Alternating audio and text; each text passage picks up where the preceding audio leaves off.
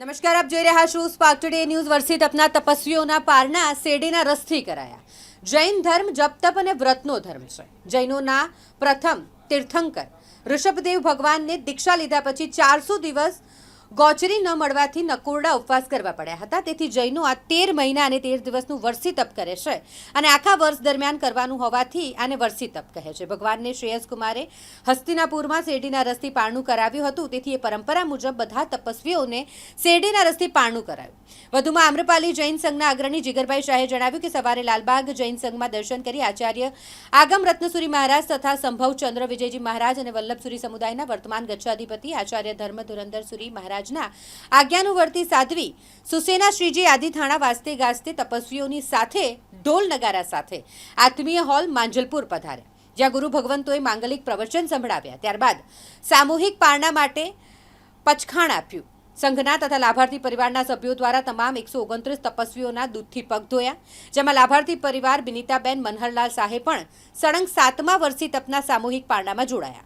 આ 400 દિવસના તપમાં નાનામાં નાની બાલિકા 11 વર્ષની કશ્મી ગાંધી અને મોટામાં મોટી ઉંમરના 78 વર્ષના દેવી ઇન્દ્રાબેન શાહ આ તપમાં જોડાયા. આ ઉપરાંત હેમંતભાઈ મકાતીએ ચોવિહારા ઉપવાસ સાથે સળંગ 49 ઉપવાસ કરી વર્ષી તપનું પારણું ઈશુ એટલે કે શેરડીના રસથી કર્યું.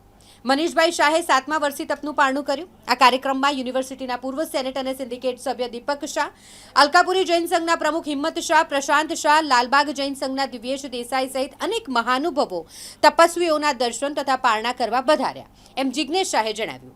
દરમિયાનમાં રામસુરી સમુદાયના સુભાનપુરા આરાધના ભવનના ટ્રસ્ટી હસમુખભાઈ દોશીએ જણાવ્યું કે અમારા સંઘમાં પણ હર્ષદ દર્શનસુરી, ધર્મ દર્શનસુરી સહિત ગુરુ ભગવંતોના પચખાણ અને માંગલિક પ્રવચન બાદ વર્ષી તપના તપસ્વીઓના પારણા યોજાયા હતા. મિત્રો, સ્પાર્ક ટુડે ન્યૂઝમાં આપનું હાર્દિક સ્વાગત છે. આજે અખાત્રીજનો દિવસ જૈનો માટે અતિ મહત્વનો દિવસ, કેમ કે આજના દિવસે ભગવાનને પારણા કરવા મળ્યા હતા. આજે પારણાનો પ્રસંગ છે. આમ્રપાલી જૈન સંઘની અંદર પણ એક સરસ મજાની સામુદાયિક આખી વર્ષી તપની આરાધના થઈ છે. આપણી સાથે જીગરભાઈ છે, મારસભાઈ, જિગ્નેશભાઈ, મનીષભાઈ, બધા મિત્રો આજે આખી વ્યવસ્થામાં હતા. એ મિત્રો છે. જીગરભાઈએ પોતે પણ વર્ષી તપ કર્યો છે. જીગરભાઈ, આખો વર્ષી તપ શું છે, વર્ષી તપનું મહત્વ શું અને કોની નિશ્રામાં કયા મહાત્મા આજે પધાર્યા છે? આ વર્ષી તપ શ્રી ભાગ્યવર્ધક શ્વેતાંબર મૂર્તિપૂજક જૈન સંઘ વિશ્વામિત્રી ખાતે 130 તપસ્વીઓએ વર્ષી તપની આરાધના કરી અને આ સાધના આ અવસરપૂર્ણી કાળના સૌપ્રથમ શ્રી ઋષભદેવ પરમાત્માએ જૈન શાસનના પ્રથમ તીર્થંકર એવા ઋષભદેવ પરમાત્માએ કરી હતી. અને 400 વર્ષની ઉગ્ર તપસ્યા અને આરાધના બાદ આજના દિવસે એમના પ્રપૌત્ર શ્રેયાંશ કુમારે એમનું જેનું પારણું કરાવ્યું હતું.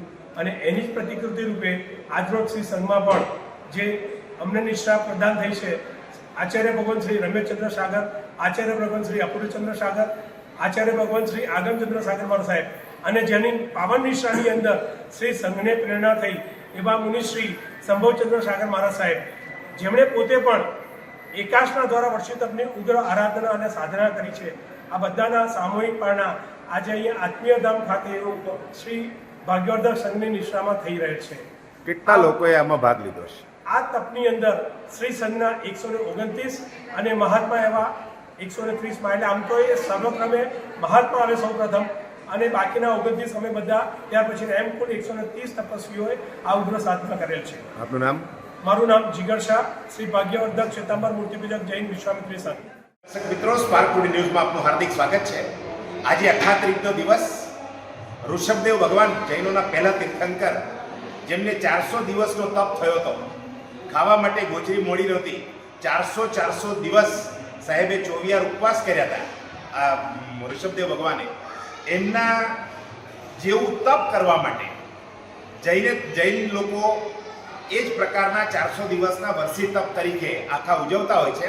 આપણી સાથે હેમંતભાઈ મકાતી છે, ખૂબ ઊંચો આત્મા છે, તપસ્વી રત્ન છે. એમને આજે કેટલા ઉપવાસ કર્યા છે આ વર્ષી તપની અંદર, એ આપણે એમના મુખેથી જ સાંભળીએ. શું કહેશો? પ્રભુએ પણ આખા 400 દિવસ 14 ઉપવાસ કર્યા હતા ને આખું વર્ષી તપ 14 ઉપવાસથી કર્યું. એમાં ચાલુમાં અષાઢી ચૌદસે 18 ઉપવાસ કર્યા, પછી પરુષોમાં 8 ઉપવાસ કર્યા ને હમણાં છેલ્લે 28 14 4 આવ્યો એટલે 49 અપવાસ લીધા છે અને દેવગુરુ બ્રહ્મપિતાએ એ સુખરો પૂરા થયા છે ને સાતા સારી છે.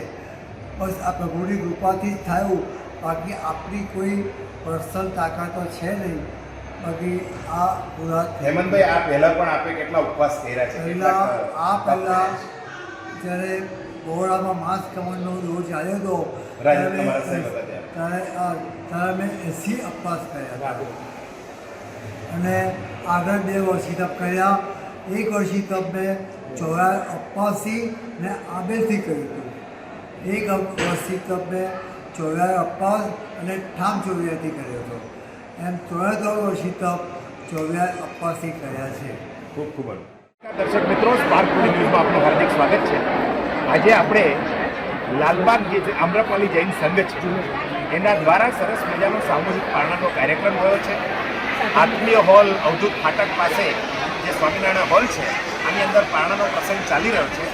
આ જે આખો તપસ્વીઓનો જે કાર્યક્રમ થયો, વર્ષી તપ થયા, એના જે મુખ્ય લાભાર્થી છે અમારા મનહરભાઈ, એમના દીકરી એ વિનીતાબેન, એમને પણ વર્ષી તપ કર્યું છે. આપણે વિનીતાબેન પાસેથી જે મુખ્ય લાભાર્થી પણ છે એમની પાસેથી સાંભળીએ આજનો આખો કાર્યક્રમ કેવી રીતે ચાલ્યો અને એમનો આ કયો વર્ષી તપ. નજીક મારો અત્યારના 6 વર્ષ તક ચાલી રહ્યો છે અને મારા મમ્મી જેની એજ છે 78 વર્ષ, એમનો અત્યારના 4થા વર્ષે તકનો પારણો ચાલી રહ્યો છે. આમ્રપાલી સંઘમાં અમે લોકો મુખ્ય લાભાર્થી તરીકે જોડાયા, પણ નાનો સંઘ છે પણ ખૂબ ઉમળકાભેર આખા સંઘનો સાથ હતો, સહકાર હતો અને મુખ્યત્વે બિપિન કાકા, અમારા જિગ્નેશભાઈ, પછી મહેશ કાકા, રાજુ કાકા, બધાનો એટલો બધો સાથ સહકાર હતો કે એટલો સેફલી કમ્પ્લીટ હોય.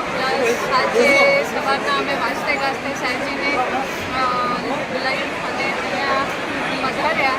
પછી સાહેબજીએ વ્યાખ્યાન કરવાયું અને વ્યાખ્યાન પછી અમે લોકોએ સાહેબજીને શેરડીનો રસ વરાવી અને પછી પારણું કરવા બધાના પારણા કરાવ્યા અને સમુચે 130 તપસ્વીઓના પારણાનો લાભ અમને મળ્યો. કયા કયા સાધુ ભારતી મિશ્રા આજે સાગર સમુદાયના સંભવચંદ્ર મહારાજ સાહેબ હતા, પછી વલ્લભ સમુદાયના સુસેના શ્રીજી સાહેબજી પણ પધાર્યા હતા, જયગોપ મહારાજ સાહેબના સાધુ ભગવંતથી પધાર્યા હતા. એવી રીતના ઘણા બધા સાધુ ભગવંતોની નિષ્ઠા અમને પ્રદાન થઈ. નાનામાં નાની ઉંમર કેટલી ને મેક્સિમમ ઉંમર જે તપસ્વીઓમાં જોડાયા એવા કેટલા વર્ષથી માંડીને કેટલા વર્ષ સુધીના બાળકો જૂથો જોડાયા? 8 થી 80. આઈ થિંક 8 વર્ષના નાની દીકરી જોડાઈ છે. મહેમાનોને ખાસ વિનંતી, પ્લીઝ પારણા કરાવી લીધા હોય તો નીચે પધારે તો બીજા ગેસ્ટને અમે ઉપર બોલાવી શકીએ. જલારામ મંદિરના ગ્રાઉન્ડ ઉપર સાધર્મિક ભક્તિ ચાલુ થઈ ગઈ છે. બધા જ મહેમાનોને ખાસ વિનંતી, બધા મહેમાનોને ખાસ વિનંતી કે જલારામ મંદિરના ગ્રાઉન્ડ ઉપર સાધર્મિક ભક્તિ